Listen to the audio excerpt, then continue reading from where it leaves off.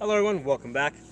Today I want to talk to you guys about not using a firearm to warn somebody off. Okay, in most states, including my own, if you point a gun at somebody, regardless whether it's loaded, unloaded, regardless what your intentions are, if you point a gun at somebody, you're using deadly force. Okay, so basically, when that gun comes out of the holster or that rifle muzzle comes up, um, deadly force better be warranted. Okay, so let's get into some details here.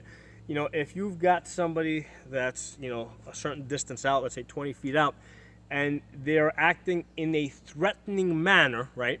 But they haven't actually become a deadly threat to you yet, right? They're acting like they're acting in a threatening manner. They are a potential threat.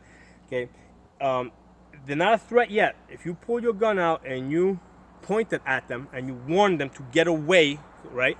What's going to happen is they have not become a deadly threat yet, because obviously if they were, you would have actually shot at them, right?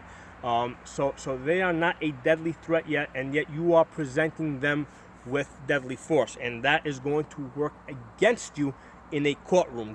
The law does not protect you in that instance. Okay, the law protects you, in the case where you're using deadly force to protect your life or somebody else's life.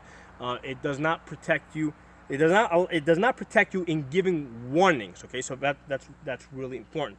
So we have to figure out where that line in the sand is, and it's going to be different under different circumstances. If somebody's holding a gun, somebody's holding a knife, if somebody's holding a Molotov cocktail, that distance is going to be different. Also, the number of people that are in that group is also gonna change the threat level.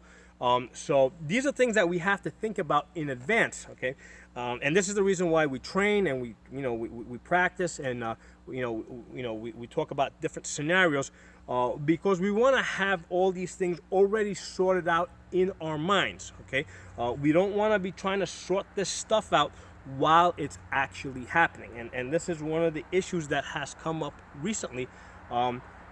Especially particularly with rioters, who in many cases are a potential threat. Okay, but they haven't actually crossed that line of being a deadly threat yet.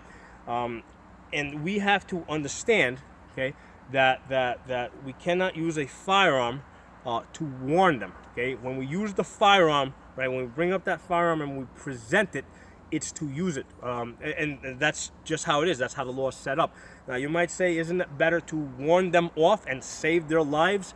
And yes, that would be nice, but the law does not give us special protections, for doing that. Okay, the law actually works against that. Okay, so if we try to save somebody's life, if we try to save our attacker's life by presenting them with a firearm in an effort to try and warn them off, right?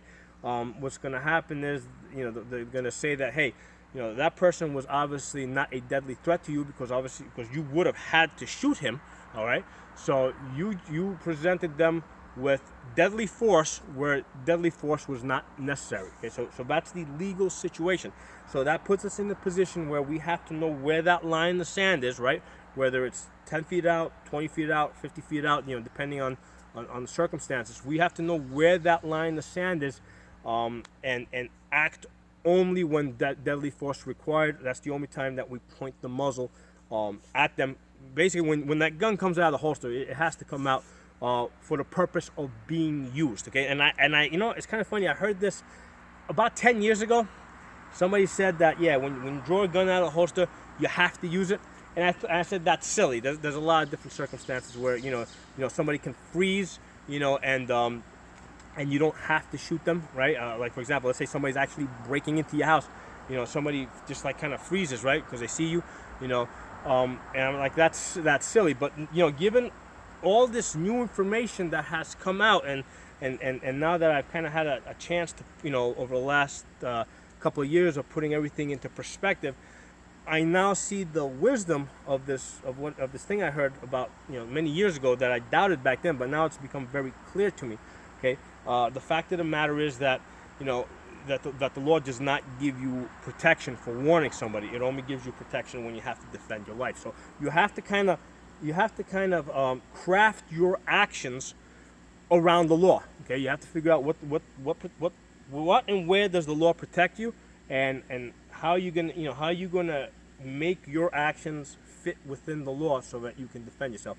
And unfortunately, you do not get any protection for warning your attacker and trying to save their life. That's just not how it is. So now, there's, I think sort of like the exception to this is if somebody's broken into your house, and they're inside your house, like the actual rooms of your house, and you're about, you draw your firearm and you're about to shoot them, right? And they freeze, and now you've got them at gunpoint. Well, now since they've actually broken into your house, and the law really gives you an extra layer of protection when somebody's inside your home.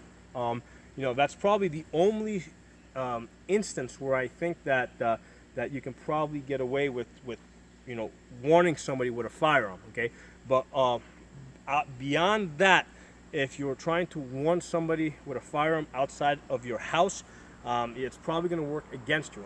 So what it comes down to is you either have to draw your firearm and use it, or you don't. Okay, now you can issue verbal warnings. Okay, you can tell somebody, hey, get away from me, I'm scared, I'm armed, I'm going to defend myself. You can yell this out, and preferably you want to do it in such a way that it is being recorded by 911.